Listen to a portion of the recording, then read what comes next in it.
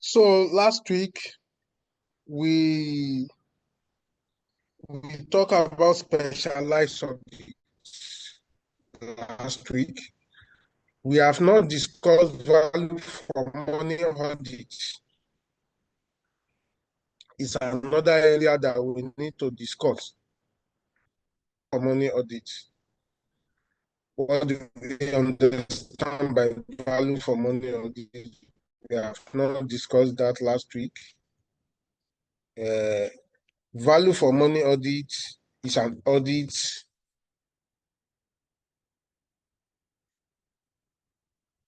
I think value for money audit is an audit that is based on what? 3 E's.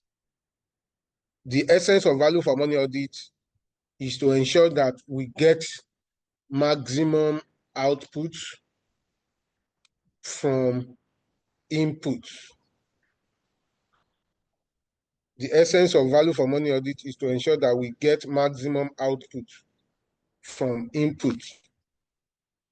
The maximum value for money audit is used to review resources of an organization.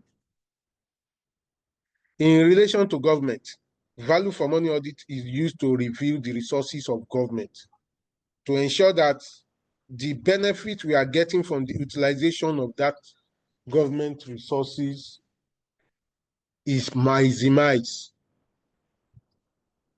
So the benefit that we are getting from utilization of government resources is maximized. That is what value for money audit is saying. Our maximum benefit from utilization of resources, utilization of government resources. And value for money audit has 3 elements. Value for money audit has 3 elements. What are the 3 elements of value for money audit? The 3 elements of value for money audit, they are called the 3 E's of audit. The 3 E's of audit, of value for money audit. Number 1 3 element of value for money audit is called efficiency. Number 2 is called economy, while number 3 is called effectiveness. These are the 3 elements of value for money audit.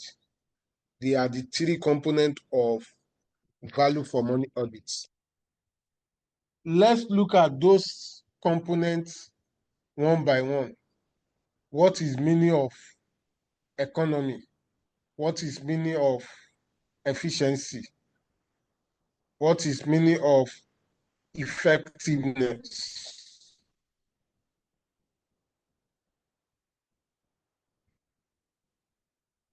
Economies are our resources. How do we ensure that we utilize our resources,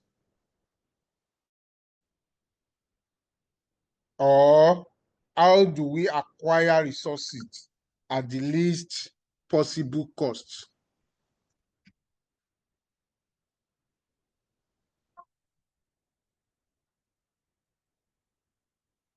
How do we acquire resources at the least possible cost? That is what economy is talking about.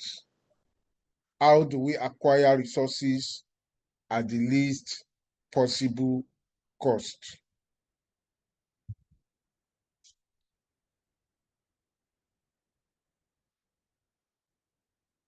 Our labor resources should be acquired at the least possible cost. Our material resources should be acquired at the least possible cost. That is the principles of economy.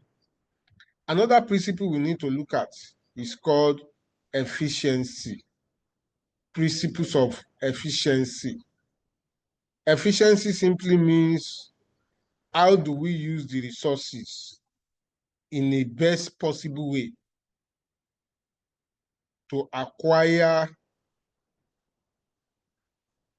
maximum output?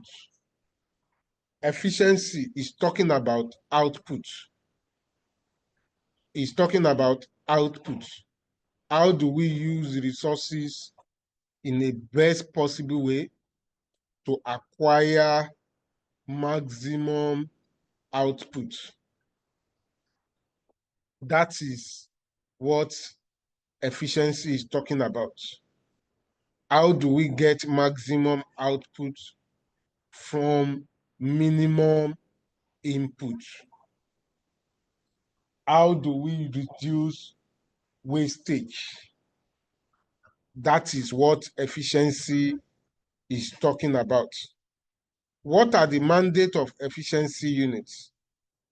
Mandate of efficiency units. What are the mandate of efficiency unit? I mentioned this last week. The mandate of efficiency units include reviewing the government spending pattern using data from the budget implementation reports and other sources.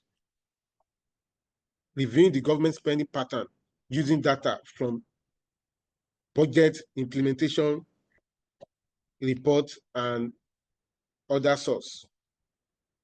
Another one, work closely with the ministry, department, agency to review work and procurement process for specific expenditures line.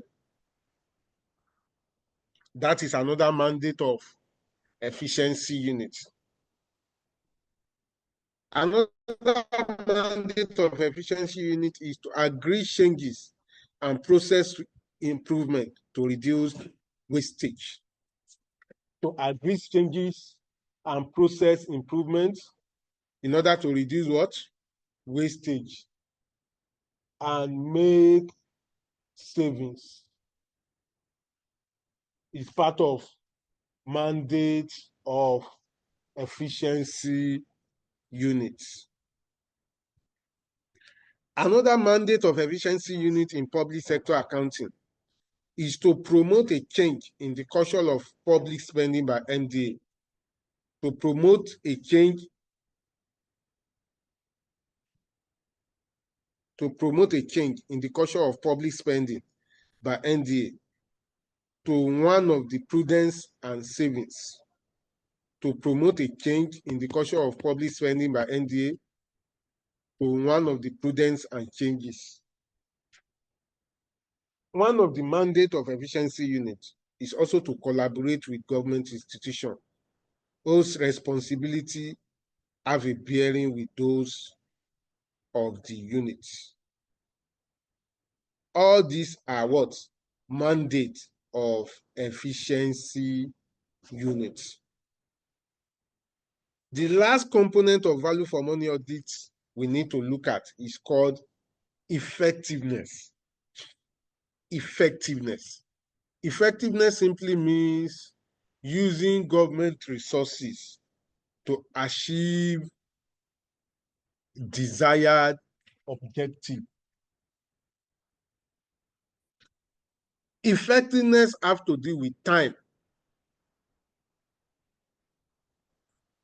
In relation to value for money audit, effectiveness simply means using government resources to achieve desired objective at the appropriate time. Using government resources to achieve desired results, desired objective at the appropriate time. That is what efficiency is talking about. That means the time frame for us to achieve that objective, we follow the time frame. The question is, do we achieve maximum objective? efficiency, effectiveness is talking about using government resources to achieve desired objective at the appropriate time. But the question I'm asking now is, looking at the component of effectiveness, we want to achieve desired objective at the appropriate time. Are we achieving the objective? Are we achieving the maximum objective? Or we are not achieving the maximum objective? Effectiveness cannot determine that. It is efficiency that will determine whether we achieve maximum objective or we did not achieve maximum objective. It is efficiency that will determine that. But in the case of effectiveness, it's talking about the means in which we are using resources. In public sector, we are talking about government resources, the means of using government resources in such a way to achieve desired objective at the appropriate time. So that is what effectiveness is talking about. Like I said last week, what are those steps that need to be followed while carrying out value for money audits? What are the steps to be followed or steps involved while carrying out value for money audits? One of the steps involved while carrying out value for money audits is to carry out initial analysis of the project area. You need to know the initial analysis of the project area, meaning that, first of all, you need to determine the area that you want to carry out the value for money audit. Is it on your recurrent expenditure? Is it on your capital receipts? Are we carrying value for money audit on public property, plant and equipment, or infrastructure assets? What are the areas we want to carry value for money audit on? Is our value for money audit has to do with staff audit or payroll review? We need to determine the initial analysis of the project area.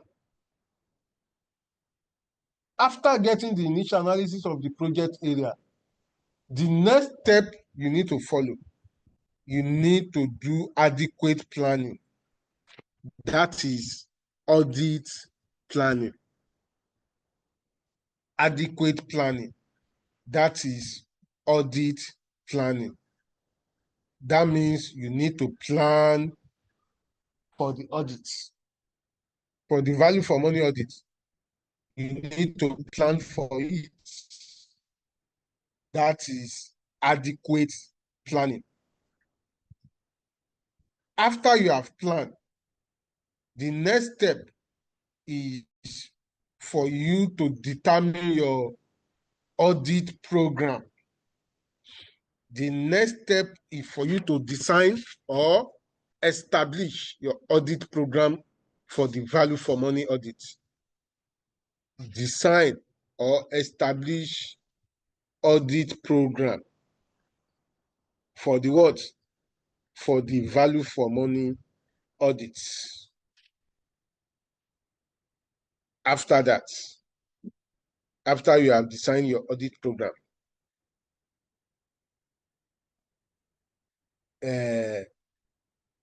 after your audit program, you need to introduce the main study area of the audit. You need to list out the main study area of the audit, which means you need to list out the objective of your audit, the member of your audit team,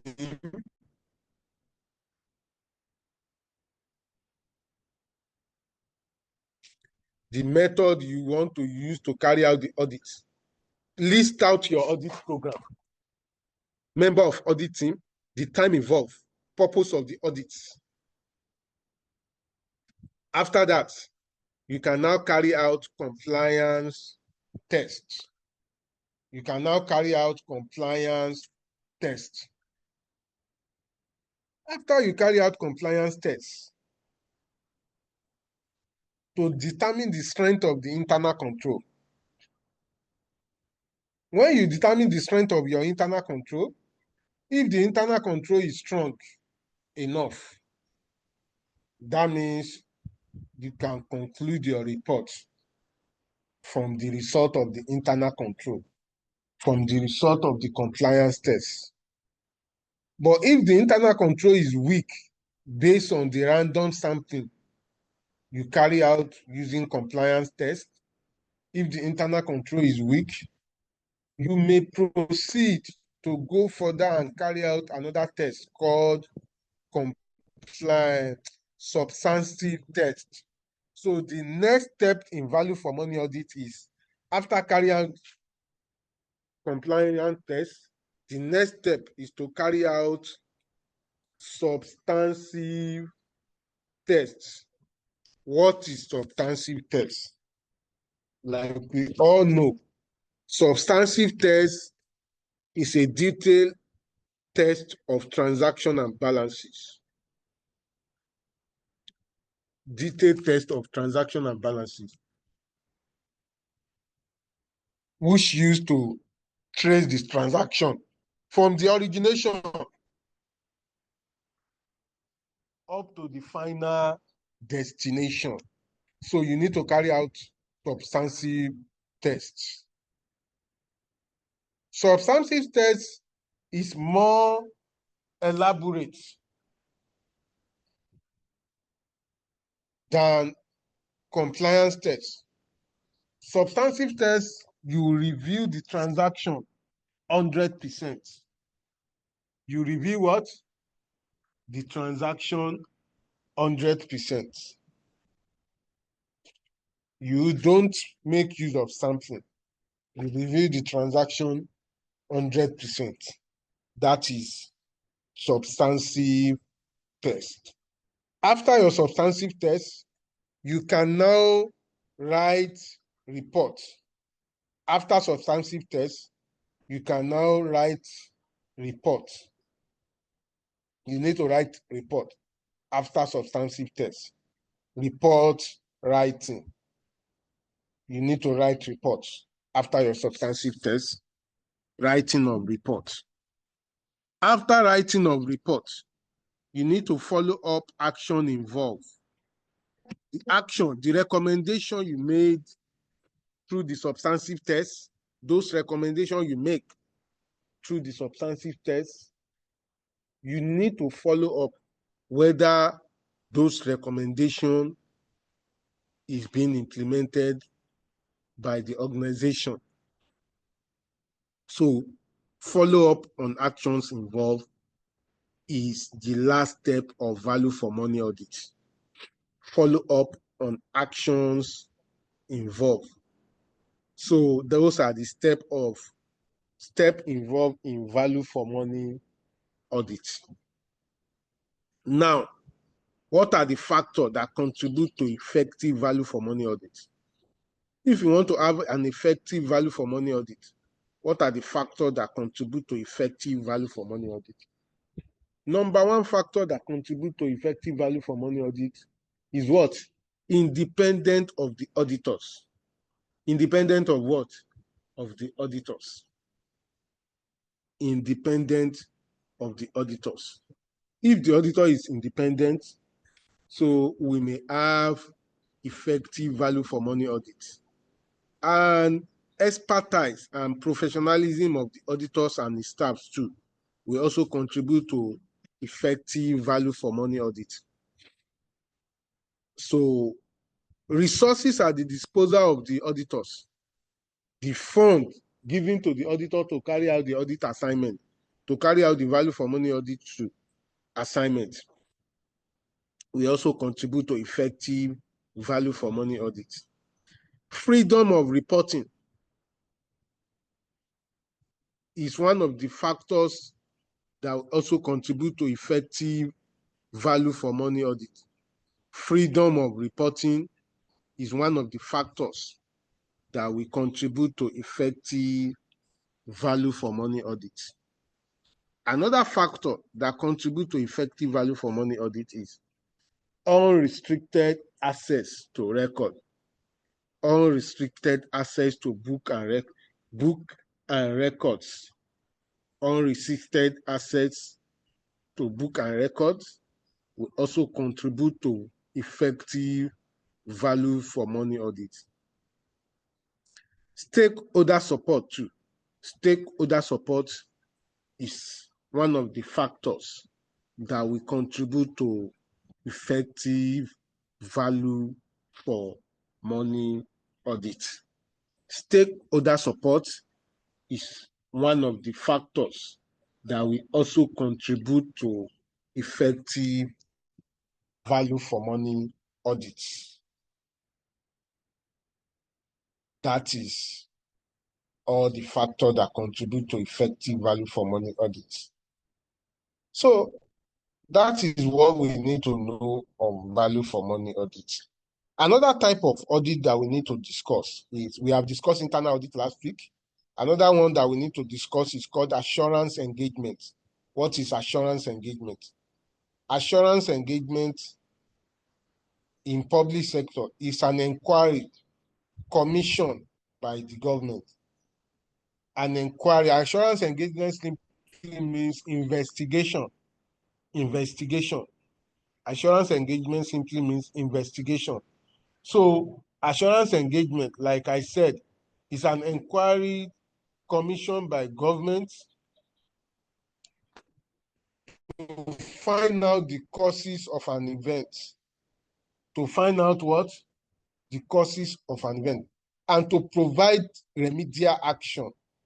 And to provide remedial action that will be taken so that it will prevent reoccurrence of such events.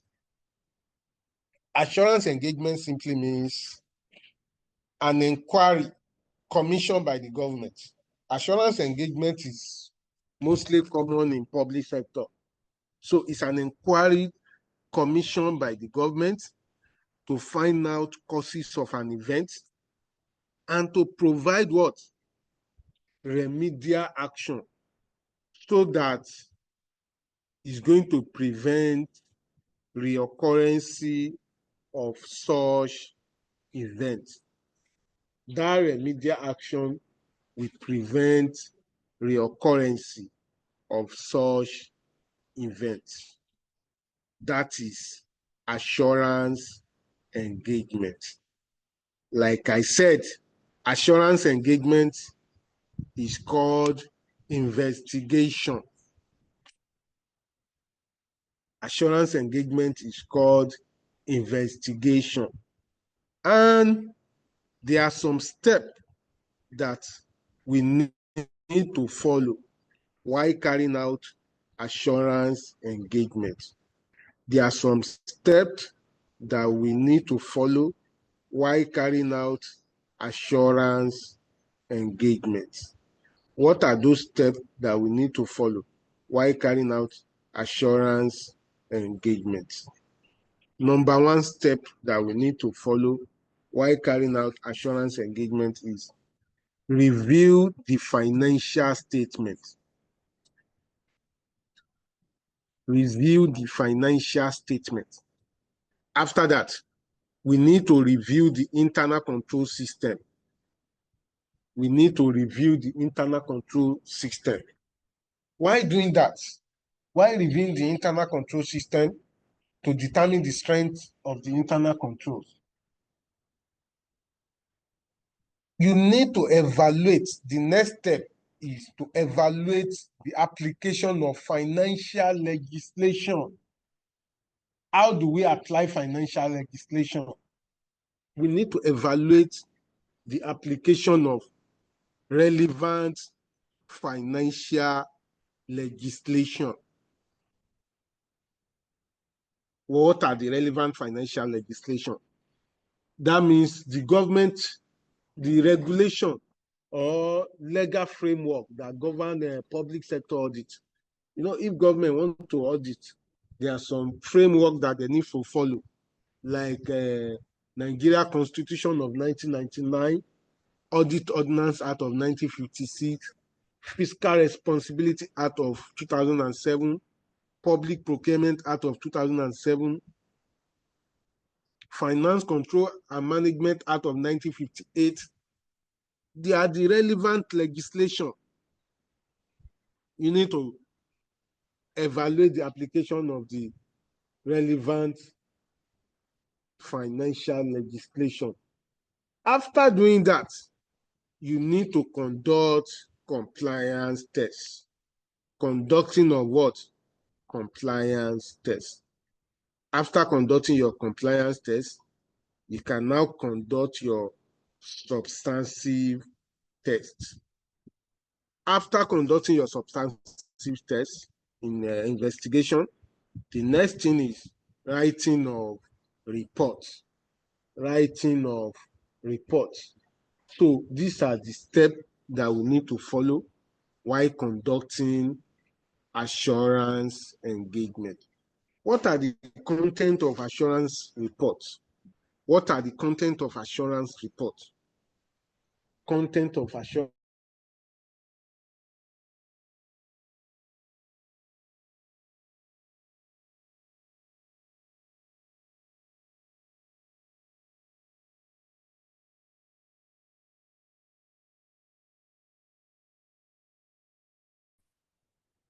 You need to do what? Confirm the amount of losses. After confirmation of the amount of losses, the next thing you need to do is you need to state out the regulation that was violated. When fund is missing in public sector, the audit that they carried out is called assurance engagement. The essence of carrying out that assurance engagement is to look at how much was actually missing, who are those involved, what are the regulations that was violated, what are the sanctions that we need to sanction those involved, how do we recover the funds. This is what assurance engagement comprises. So one of the content of assurance engagement is you need to know how much was actually missing. Confirmation of the amount of loss. How much was actually missing. Second content is which regulation was violated. Because if fund is missing in government, prevention, one of the regulation is already violated. So which regulation was violated? So which regulation was violated by those officers involved? In order for them to steal government fund, in order for them to embezzle government fund. So which regulation was violated? After doing that, the next thing is recommendation. Recommendation. We need to recommend to prevent reoccurrence. Recommendation to effect correction and prevent reoccurrence is one of the content of assurance report. Another content of assurance report is to name the officers involved. What are the name and the post of the officer involved? Another content is degree of negligence of the officer. The degree of negligence of the officer is another content of assurance engagement. While the last content is recommendation and necessary sanction. Recommendation and necessary sanction. Recommendation and what? Necessary sanction. So all these are the content of assurance engagement. All these are the content of assurance engagement. So we have talked about specialized audit. We are done, I think we are done with assurance engagement, and we have talked about specialized audit. The last area where we need to talk about is called internal control system. Internal control system. What is internal control system? What is internal control system? That is the last area we want to talk, we need to talk about. Internal control system. What is internal control system? Internal control system is the whole system of control, either financial or otherwise. Internal control system is the whole system of control, financial or otherwise, established by the management in order to carry on the business of the enterprise in an orderly and efficient manner.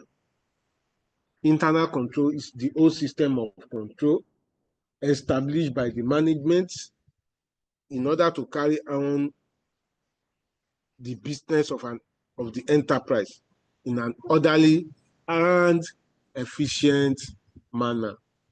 Internal control is the whole system of control, financial or and otherwise, established by the management in order to carry on what? The business of the enterprise in an orderly and efficient manner. And as well as ensure adherence to management policy and ensure adherence to management policy, safeguard the assets and accuracy of record. Safeguard the assets and accuracy of records. What are the objectives of internal control? From the definition of this internal control, we break down the objective of the internal control system. Number one objective of internal control system is carrying on the business of the enterprise in an orderly and efficient manner. Carry on the business of the enterprise in an orderly and efficient manner. That is number one objective of internal control. Carry on the business of the enterprise in an orderly and efficient manners. Number two objective of internal control, compliance with management policies. Compliance with management policy. Why number three objective of internal control is safeguarding of assets. Safeguarding the assets. Safeguarding the assets. The last objective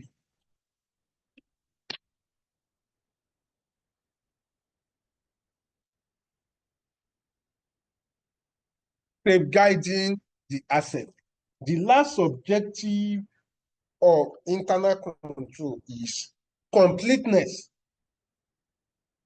accuracy, and validity of records. Completeness, accuracy, and what? Validity of records. These are the last objective of internal control. Now, what are the features of internal control? Features of internal control. Features of internal control. What are the components of internal control? Features of internal control. Number one features of internal control, like we have, is record maintenance, keeping of records. If we are keeping records in an organization, we open book and record, account and record, we have accounting software. It will make us have a good internal control system. Record maintenance is part of internal control instruments. It will make the internal control to be strong, keeping of records.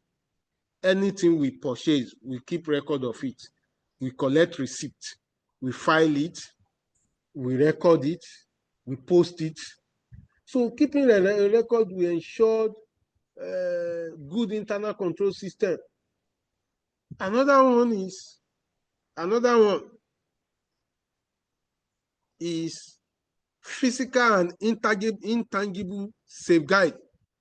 That means safeguarding of assets. We need to safeguard our asset, either our physical asset or intangible assets. What are our physical assets? They are the property, plant, and equipment. Anytime we buy our property, plant, and equipment, we open a fixed asset registered, we maintain a fixed asset register, we code the asset. We need to put the asset coding. We need to write on the asset by putting the code of the company on the asset so that they will know that this is the company asset. Our property, plant, and equipment too, like land and building, motor vehicle, we insure them in case of theft, in case of fire, or in the case of motor vehicle, in case of theft or accident. By insuring those assets is safeguarding of assets. That is intangible assets. That is tangible assets. What about intangible assets? How do we safeguard intangible assets? Intangible assets, they are the software we have in an organization. Our accounting software, our company website, they are the intangible assets. How do we safeguard them? By putting passwording of the asset, by passwording them. If you don't know the password, you cannot penetrate into it. So that is safeguarding of the assets. So that is one of the second features of a good internal control system. Another one is called segregation of duties. Another one is called what? Segregation of duties. Segregation of what? Duties. Segregation of duties means we need to break down responsibility. We need to break down responsibility. Don't give too much responsibility to one officer. One staff should not be in charge of receiving company money. The person that is receiving company money should not be the same as the person giving out receipts. It should not be the same as the person taking the money to bank. It should not be the same as the person posting the transaction into the system. If one person is the one receiving the money and is the one issuing out receipts, as well as logging the money to bank, as well as posting it into the accounting software, into the accounting system, that person, you are giving that person an opportunity to perpetrate fraud, because all the major steps, all the major responsibility, you have given it to him. But by the time you segregate duties,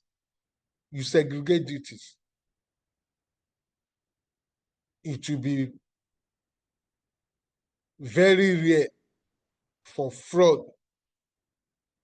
or irregularity to happen by segregating duty. Don't give too much of duty to one officer. Segregate duty. Assign role to different persons and responsibilities. There should be control. There should be control. So Segregation of duties is one of the responsibility, is one of the features of a good internal control system. Another features of a good internal control system is called organization structure. Organization structure means breaking the chain of command, clear line of responsibility, clear reporting line. Organization structure simply means there should be a direct reporting line. An officer should not have two superiors. You should not be reporting to one superior, two superior at the same time. You should have a direct unit of direction, unit of reporting line. You should not have three reporting line. It's going to create conflict of interest. There should be clear line of responsibility and reporting.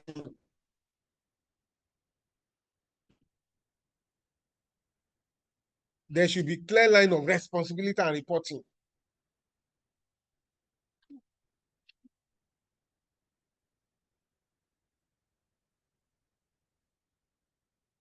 Clear line of responsibility and reporting.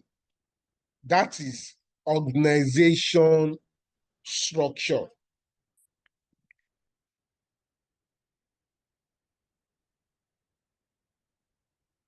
That is organization.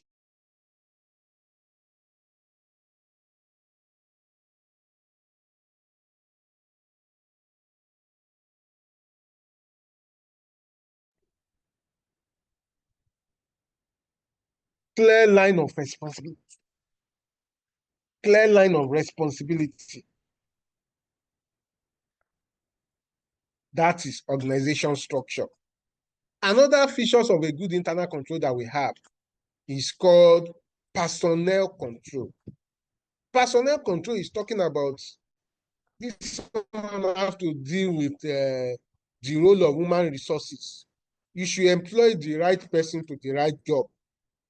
While you are recruiting, while you are doing employment process, don't employ unqualified personnel. The person that is qualified to that job should be the one that should be given the job, should be employed. There should not be bias in employment. You should employ the competent staff to the right job. During your employment process, there should not be bias. If the person is not qualified, don't employ him. You should employ the qualified person to the right job. Since we have the stay down guideline. Another one is arithmetic and accounting. This one is talking about another features of a good internal control system is arithmetic accuracy. Arithmetic what? Accuracy. We need to ensure that our transaction, the balances of our transaction, the grand total tallies with the line items. We need to, this one is talking about casting of the transaction balance. The transaction total or balance should be cast.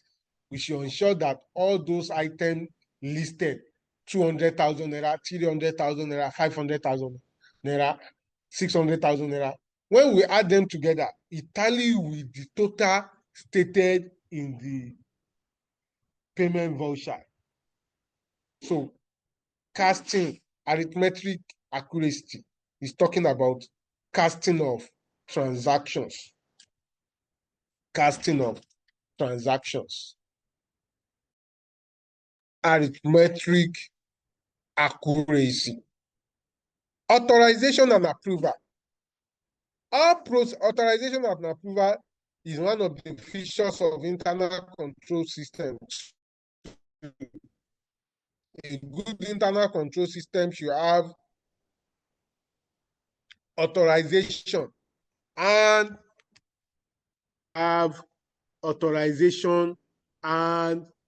approval. A good internal control system should have authorization and approval.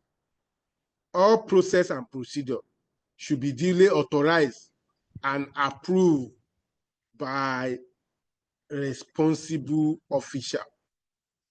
When we want to make any payment in an organization, that payment should be authorized and approved by the top management.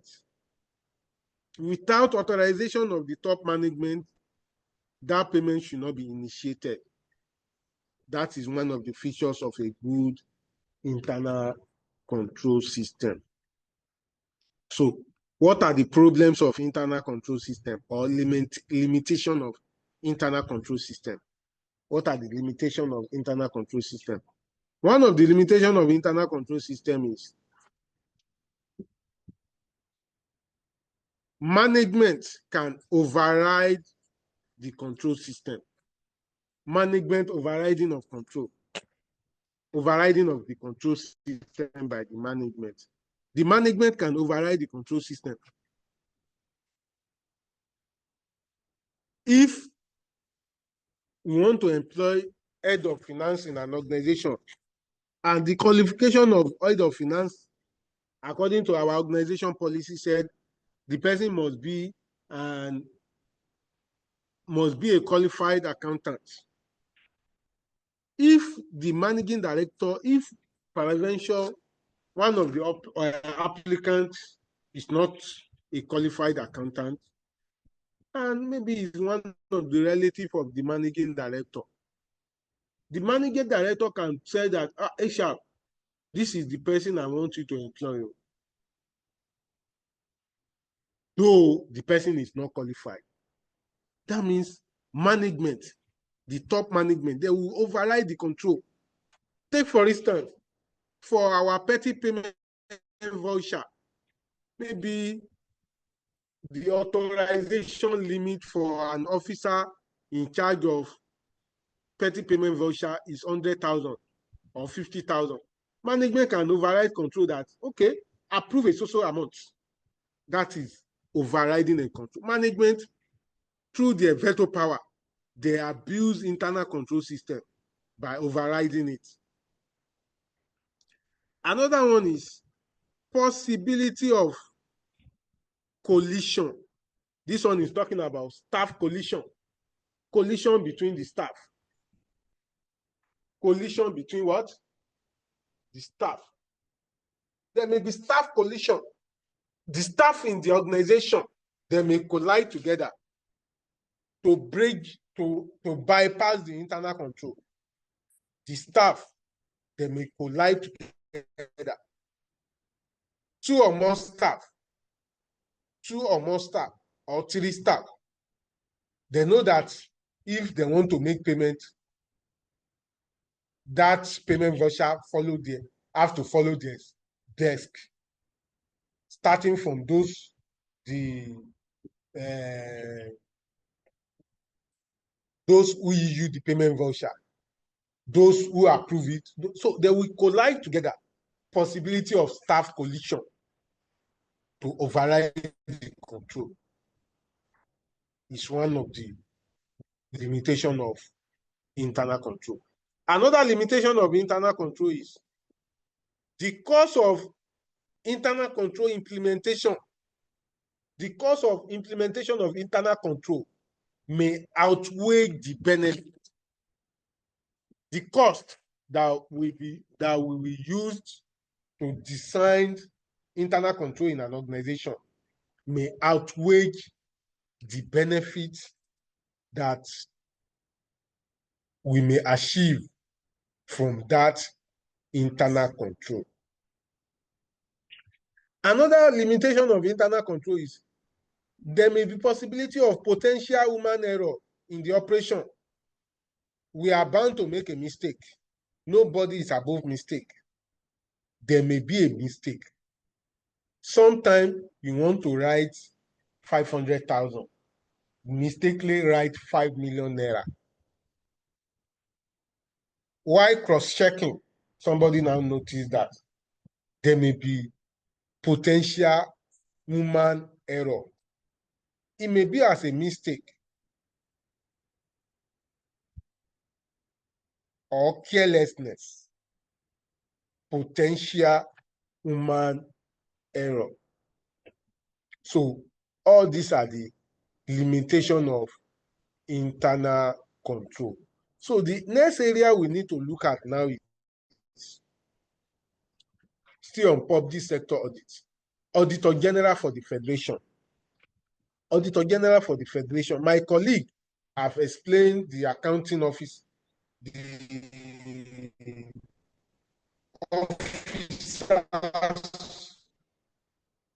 There is a topic my colleague have discussed, the officers of the government, that talk about the function of accountant general, function of auditor general.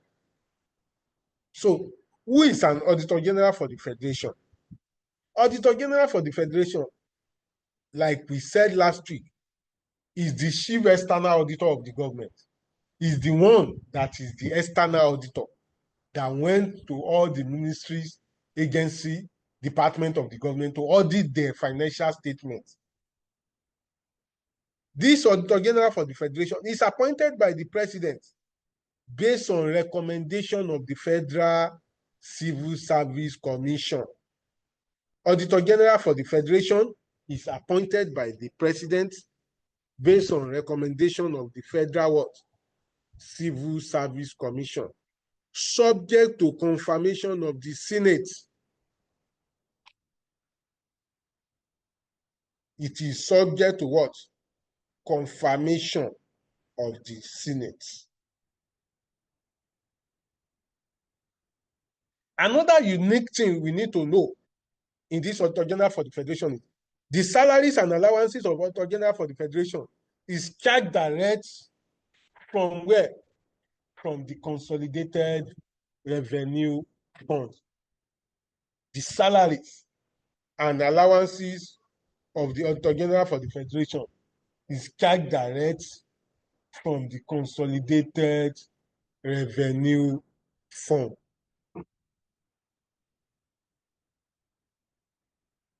This Auditor General, if he wanted to be removed by the president, is removed have to be supported by the 2/3 majority of the Senate. The removal of Auditor General will be supported by the 2/3 majority of the Senate. What are the functions of Auditor General for the Federation? What are the power of Auditor General for the Federation?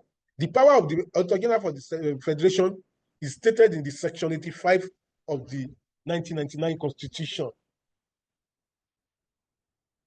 The power of the Auditor General for the Federation is stated in where? Section 85 of the 1999 Constitution. Number one power is power to conduct periodic check. Power to conduct what? Periodic check. Power to conduct periodic check on the book and record of all government agency, ministry, corporations.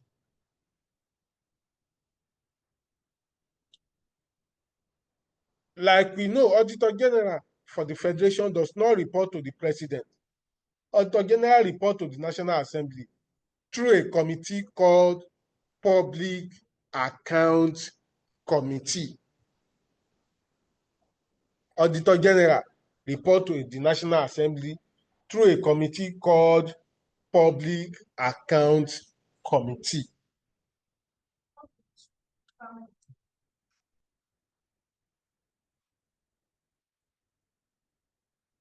Another power of Auditor General for the Federation, as stated in the Section 85 of the Constitution, is power to carry out financial and regulatory audits. Power to carry out financial and regulatory audits. Power to carry out financial and what? Regulatory audits. Another one is power to carry out value for money audits. Power to carry out what? Value for money audits. Another power of Auditor General for the Federation, power to carry out appropriation audits. What is appropriation audit?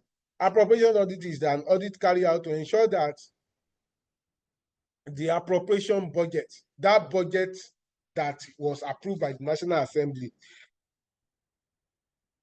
the fund in that appropriation budget is appropriated as approved by the National Assembly. Appropriation audit is carried out to ensure that the fund of the Appropriation Act is disbursed to the ministry and agency as approved by the National Assembly. So we have looked at power of Auditor General. Now let's look at function of Auditor General. What are the functions of Auditor General for the Federation?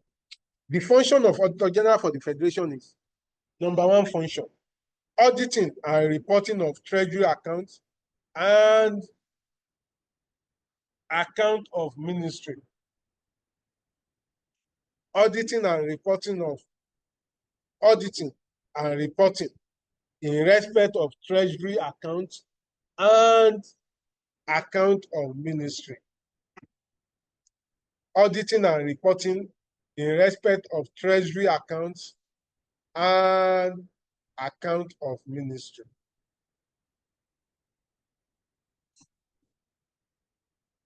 Another function of Auditor General for the Federation is detection and prevention of fraud. Detection and prevention of fraud. Detection and prevention of fraud. Why another function of Auditor General for the Federation? Control of loss of funds. Control of loss of funds. Auditor General control the loss of funds through establishment of internal control system. Auditor General is the one that will design internal control system for the government so that it's going to guide against loss of funds. Another function of Auditor General is Auditor General serve as the chairman of Audit Alarm Committee. Auditor General serve as the chairman of what? Audit Alarm Committee and Losses Committee. Auditor General serve as the chairman of Audit Alarm Committee and what? Losses Committee. Another one is attendance. Auditor General serve as an advisor to Public Account Committee. Auditor General serve as an advisor to what? Public Account Committee. Auditor General serve as an advisor to Public Account Committee. That is, these are the functions of Auditor General. Now, still on Auditor General. Auditor General for the Federation. What are the duties of Auditor General for the Federation? On the auditing of government corporation. What is government corporation? Government corporation is otherwise called government business enterprise. They are those government agencies that generate revenue for the government. They generate revenue for the government and they have their own board of directors. They operate as if they are making profits. If in IPSAS 1 is talking about presentation of government financial statement. IPSAS 1 talk about government business enterprise. IPSAS 1 talk about what? Government business enterprise. Why IPSAS 1 talking about government business enterprise? It states out the function of government business enterprise. Like I said, government business enterprise, they are government corporation. One of the features of government business enterprises, they sell goods and services in ordinary course of business. Government business enterprise, sell goods and services in what? Ordinary course of business.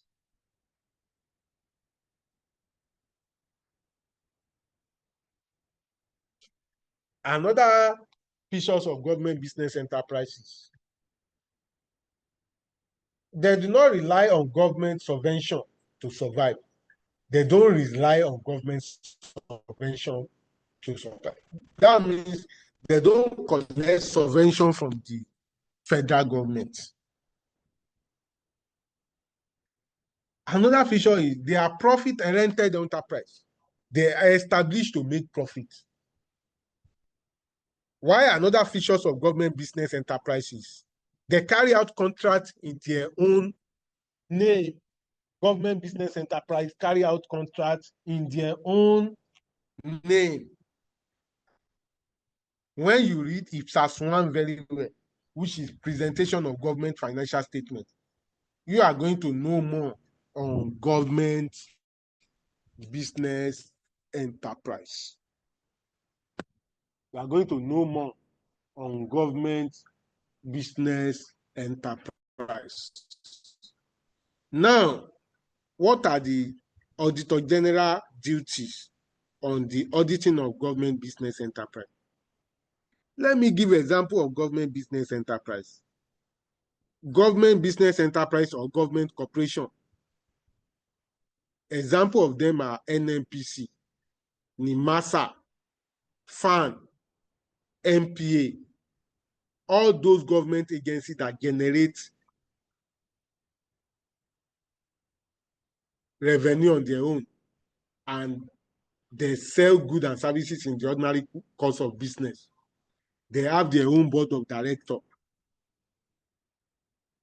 NNPC, NIMASA, FAN, MPA, they are government business enterprise. The unique thing on these government business enterprises, if these government business enterprise want to prepare the financial statements, they don't follow IFRS. Government business enterprise don't follow IFRS. Don't follow IPSAS. Rather, if they want to prepare the financial statements, they follow IAS and IFRS. Government business enterprise, while preparing the financial statements, they follow IAS and IFRS. They are preparing their financial statement as if they are private sector. So, since they are preparing their financial statement as if they are private sector, this Auditor General for the Federation is a civil servant. The chief external auditor of the government, which is Auditor General for the Federation, and his staff, they are civil servants. And a civil servant, a government worker, they will not train them on how to use IAS or IFRS. They will train them on how to use what? How to use what? They will train government civil servant on how to use what standard?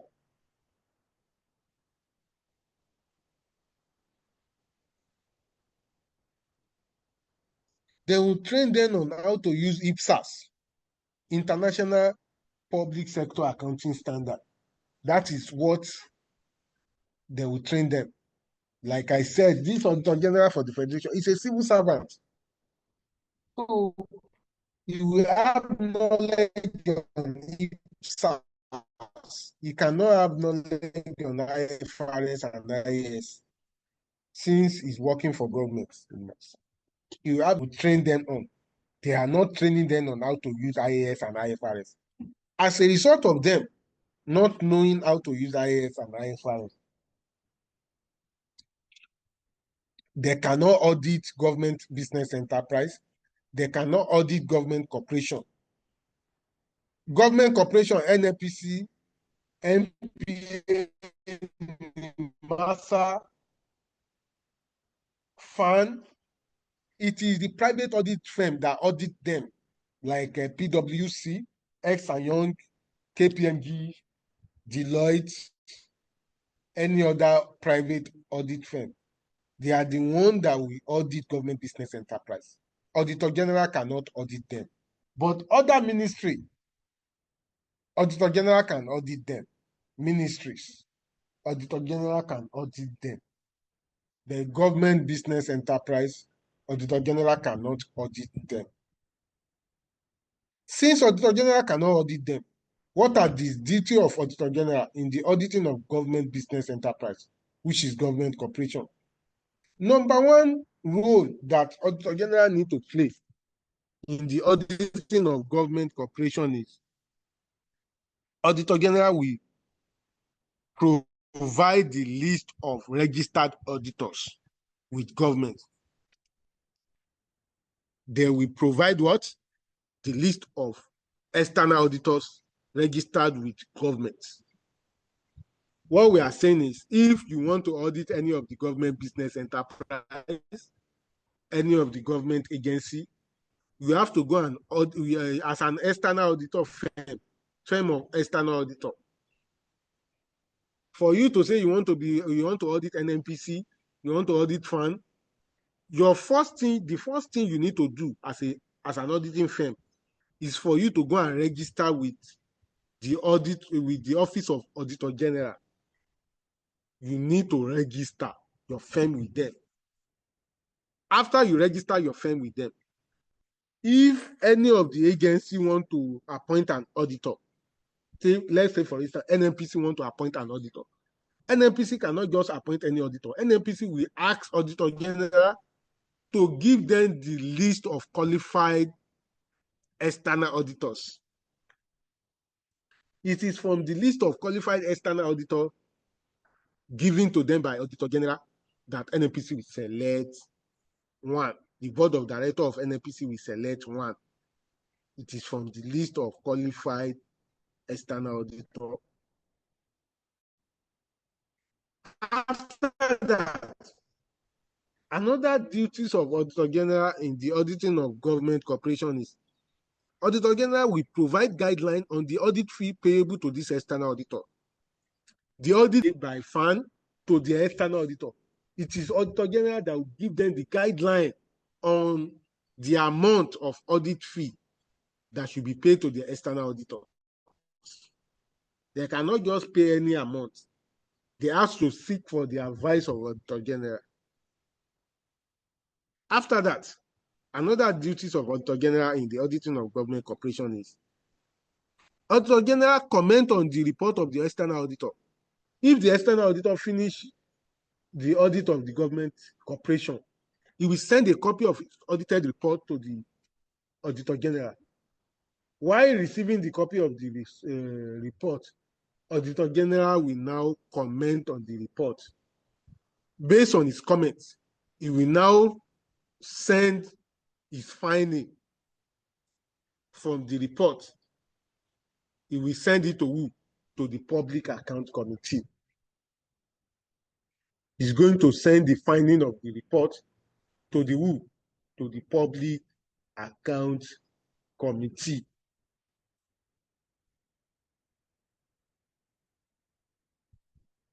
After that, another duties of Auditor General in the auditing of government corporation is Auditor General has an oversight function on this government corporation. They carry out oversight function. Oversight function means they have power to monitor their daily activities. They have power to conduct periodic examinations, to carry out check on their record. They have power to carry out surprise visit on this government corporation to cross check their record, but they cannot prepare they cannot audit their financial statements. These are the duties of Auditor General.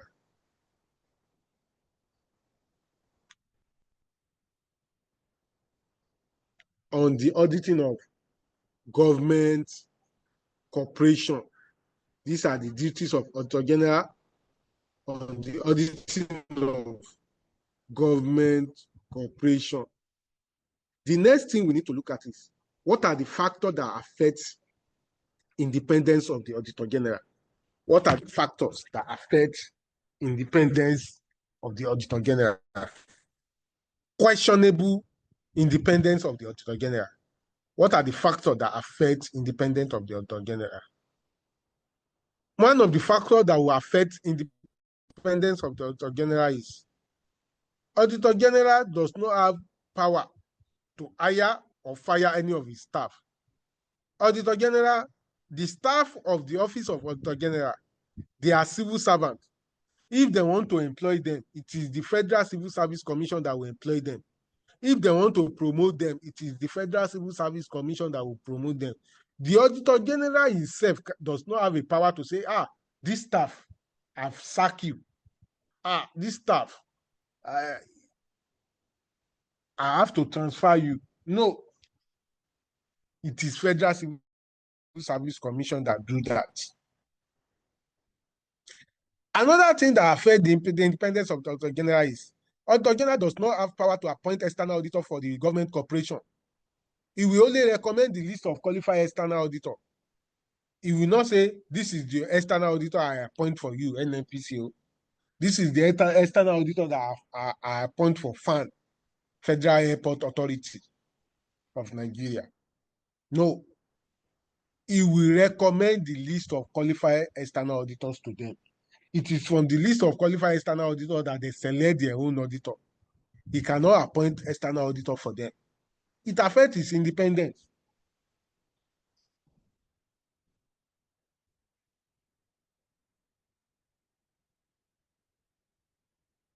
Another thing that I fail to mention here is Auditor General is a civil servant. Being a civil servant, that word civil servant will also affect his own independence too. It will not make him to be independent. Being a civil servant, Auditor General cannot be independent. Another factor that affects independence of Auditor General is Auditor General lack power to enforce. He lack power to enforce or sanction on the report presented to the Public Account Committee. Auditor General lack power to enforce or sanction on the report presented to who? To the Public Account Committee. He lack power to enforce or sanction on the report presented to who? To the Public Account Committee.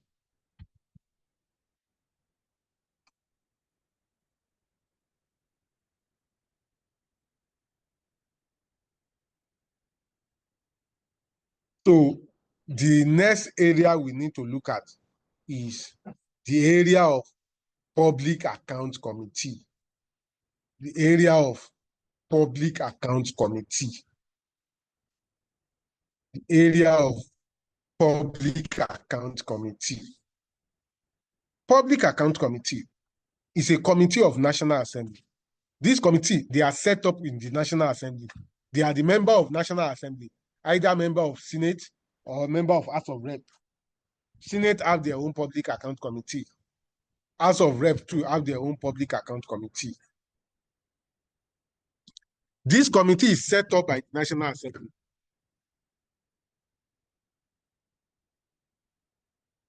to review the work of who? To review the report of Auditor General. To review the report of Auditor General. This committee, they perform post-mortem function on the audited financial statement presented by who? By Auditor General.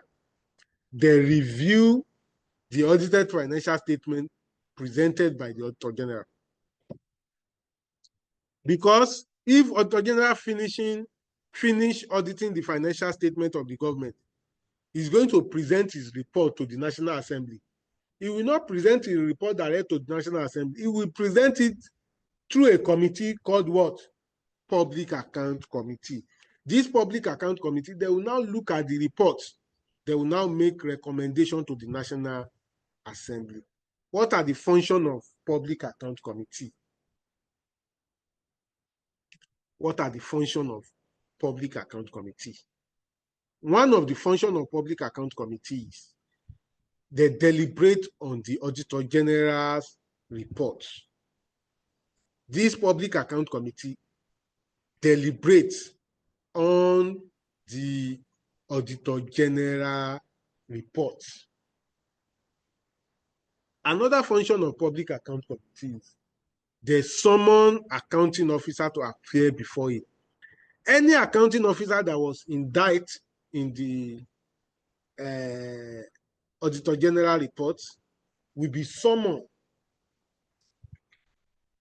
to appear before the committee to come and explain why this fund was missing, how this fund was missing. They will summon them to appear before the committee, come and explain why this fund was missing, how this fund was missing.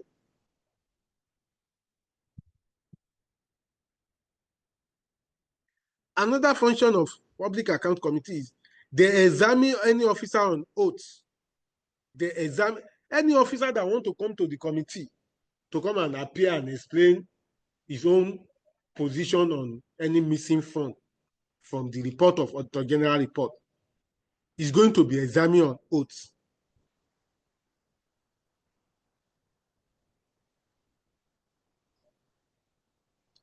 They also recommend to President any action to be taken on any offending officer. They recommend to the President any action to be taken on any what? Offending officer.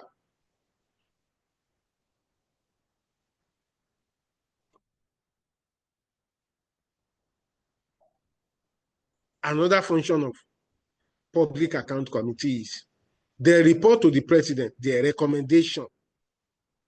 They report to the President their recommendation. Why another function of Public Account Committee is to carry out any other duty assigned to them by the National Assembly. To carry out any other duties assigned to them by who? By the National Assembly. Now, this Public Account Committee, why carrying out their meeting? Their meeting is called section investigation. Why doing their investigation or session? The Auditor General has to be there. What are the roles that Auditor General will perform during the section of Public Account Committee? During the investigation of Public Account Committee, the Public Account Committee, during their sitting, if they want to sit and deliberate on a report, that is the session. What are the role of Auditor General? Number one role of Auditor General during the Public Account Committee session is Auditor General will guide the member of Public Account Committee in improper direction of his session. If the session is not going the right way, Auditor General can guide them. Because Auditor General have knowledge of audit and is an accountant. He has knowledge of audit, he has knowledge of accounting. Most of the Public Account Committee, they are not an accountant. They don't know anything on audit, they don't know anything on accounting. It is Auditor General that will, Auditor General have to be there while doing their meeting or session, being a technical officer, to guide them. This is how you carry out your investigation. This is what you need to ask. Another duties that Auditor General perform during Public Account Committee session is Auditor General throw further light on the issue raised. The issue raised on the audited report. This fund in your report, 200 billion was missing from this Ministry of Foreign Affairs. Auditor General can say, yes, it was missing. Why doing my report? I also that there is a social payment. It will throw further more light on how that fund was missing. And Auditor General also assists committee, he assists the committee to correct approaches to problem. Auditor General also identify weaknesses in financial administration. Auditor General will now assist. He will be the secretary of the committee. Public Account Committee, their secretary is the Auditor General. He will assist them to compile their final report and their minute of meeting. He will assist the Public Account Committee to compile final reports and what? Minute of meeting. What are the weaknesses of Public Account Committee? This Public Account Committee, what are their weaknesses? One of the weaknesses of Public Account Committee is high turnover of Public Account Committee membership. High turnover of Public Account Committee membership. Why do we say high turnover of Public Account Committee membership? You know, member of National Assembly, either Senate or House of Rep, they have 4 years for their tenure. Though after the 4 years, they can go for re-election. But assuming one of the members of the Senate is member of Public Account Committee, after 4 years, the House will be dissolved. If that member was not re-elected, they will form another public. That means every 4 years, the National Assembly normally form Public Account Committee. This forming of Public Account Committee for every 4 years, it affects the job of the Public Account Committee. After 4 years, the new committee will come again. They will start afresh. They will not start from where the Public Account Committee, the old committee or the outgoing committee stop. They will start afresh again. Even within 4 years, if there is changes in the leadership of the Senate, maybe there is a new Senate president, the new Senate president can dissolve all the committee, including the Public Account Committee. You will now form a new Public Account Committee. The new Public Account Committee will now start afresh again. High turnover of Public Account Committee membership is one of the weaknesses of Public Account Committee. Lack of general interest among the members of the legislative in accountability issue. Most of the Public Account Committee, they are not after accountability. They are not after accountability. You understand? They are not after accountability. Why this fund was missing? Even if they know that this fund was missing, what they will be after is, where is my own what? Where is my own shares? Give me my own shares.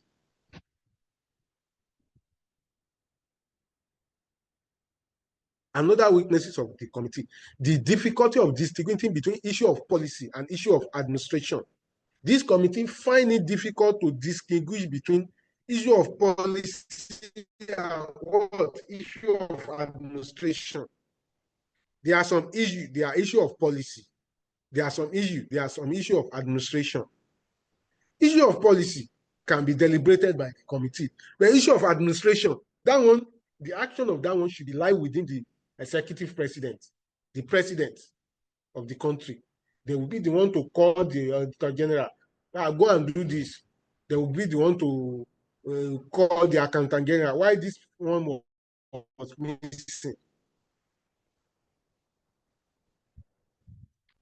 Another problem or weaknesses of Public Account Committee is lack of rules surrounding the testimony of public servants.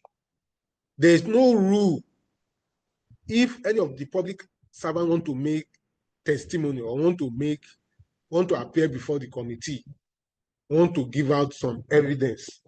There is no rule that they follow. Another problems of Public Account Committee, the only report that they depend only on is the report of Auditor General for the Federation.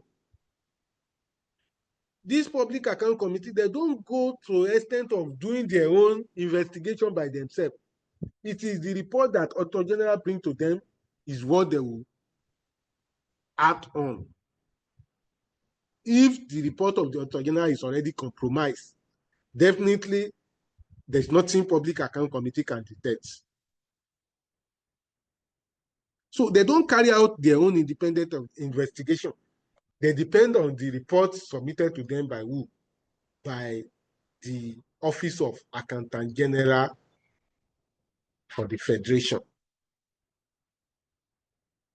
These are the weaknesses of Public Account Committee. Challenges of Public Account Committee in Nigeria. What are the challenges of public accounting? Challenges of public sector audit in Nigeria. Public sector audit means government audit. If you want to audit government, what are the challenges that we face while auditing of government in Nigeria? Challenges of public sector audit in Nigeria. Number one, auditors independent. Auditor General is not independent too, because it is appointed by the president based on recommendation of the Federal Civil Service Commission. That means it is not independent. Financial autonomy. Auditor General is a civil servant. His salaries and allowances is charged from the Consolidated Revenue Fund account. And most of this is spending. They are under Federal Ministry of Finance. It does not have financial autonomy on their own. It's a challenges affecting them. Belated financial statement. Auditor General sometimes he will be working on 3 years financial statement together, 4 years financial statement together, 2 years financial statement together. That is belated financial statement. He's supposed to be working on 1 year financial statement. Within a year, he should finish auditing 1 year, the year financial statement. But sometimes, because of the work or because of delay, you will now gather 3 years financial statement together, and he will be auditing it together. How is he going to get good results? Definitely, he may not get good results. That is belated financial statement. Another challenges of public sector, the ineffective function of Public Account Committee. This Public Account Committee that we just mentioned, they are ineffective in carrying out their function. They are compromised. Them too, they normally receive bribe. These Public Account Committees too, they are also corrupt. They don't carry out their function effectively. At the end of the day, they compromise. Inactive Audit Alarm Committee. The Audit Alarm Committee that we have that was set up by the government, they are not active. So many fraud have been going on in government. So many funds have been missing in government that the Audit Alarm Committee does not even raise the alarm. Because every ministry, every agency, there is Audit Alarm Committee. They will not raise the alarm. Another challenges of public sector, the inadequate personnel. The Office of Auditor General for the Federation does not have enough staff to carry out their assignments. They don't have enough qualified staff to carry out their assignments. So inadequate personnel is one of the corruptions too. Auditor General too is corrupt. During the course of his audit too, sometimes most of the staff of Auditor General too, they receive bribe. They are corrupt too. They bribe them. So corruption too is one of the challenges of public sector audit. So we are done with public sector audit. What we have left is some examinable question. Examinable question. Like examinable question 1. Let's try to look at that examinable question 1. What are the audit objective of treasury account, audit objective of agency account? So, ladies and gentlemen, let's study this examinable question very well. We have 3 examinable questions, 4 examinable questions. I would recommend us to study this examinable question 1. It may be one of the likely exam question. Also, another one I would recommend us to study very well is examinable question 2 too. Examinable questions 2. That one too may be likely examinable question, examinable questions 2. Please, let's study it very well. Examinable question 1 and 2. 2 of them, let's study them very well. Let's go and look at them. Let's study them. Let's attempt them. Let's look at the solution. So, do we have any question, any issue, any query?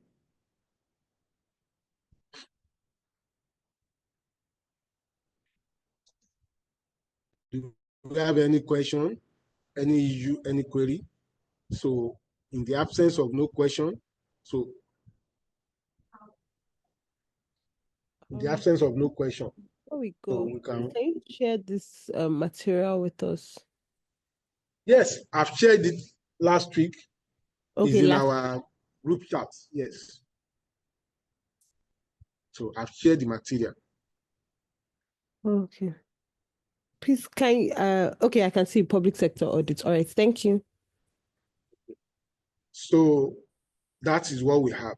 Like I said, let me just give brief advice for our exam. By tomorrow now, we'll be on April 1st. When we are in the month of April, we'll be saying our exam is next month.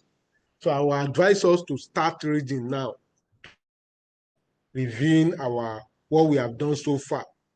Let's start reading. Let's start revising our notes. Don't let our revision start when exam is like 2 weeks, 1 week, especially in the area of public sector accounts. PSAF. PSAF is very broad, though most of the exam question is very simple, but the syllabus is very broad. So let us start revising our notes. Let's start reading. And I will advise us, if I were you, I will pay more attention to theory rather than calculation. Most of the questions that will be set in PSAF, it will be based on theory rather than calculation. Like class diet, only one question was set on calculation. All other question was theory. So for the past 6 diets ago now, or 5 diets ago, most of the question on PSAF is on theory. Theory. I can give you my word, 60% of the question will be based on theory. Even 70% of the question, it will be based on theory. So let's pay more attention to the theoretical aspect of the syllabus. Don't let us be focusing our too much attention on calculation. I'm not saying we should not do the calculation, no, but most of the theories too, let's try to pay more attention to them. Let's try to look at them. Those theories too, they are very important. They are one of the important areas. They are very important for us. So like I said, in this topic, examinable question 1 and 2, them very well. So thank you for having me. By next week, we are going to continue from where we stopped. Our class timetable will be on Saturday, 8 a.m. to 10 a.m. like we have it before. So please try to inform the others too. So we have our timetable have come back to the old one. So thank you very much. Thank you for having me. Have a nice day.